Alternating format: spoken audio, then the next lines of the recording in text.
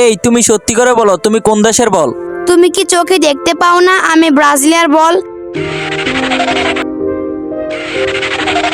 না, নিচে তো ব্রাজিলের বল আছে। তুমি সত্যি করে বলো, তুমি কোন দেশের বল? না, আমি আর্জেন্টিনার বল। তুমি তো এবারও মিথ্যা কথা বললে। তুমি সত্যি করে বলো, তুমি কোন দেশের বল? তুমি রাগ করো না, আমি সত্যি করে বলি আমি পর্তুগালের বল। আচ্ছা, তাহলে দেখে আসি।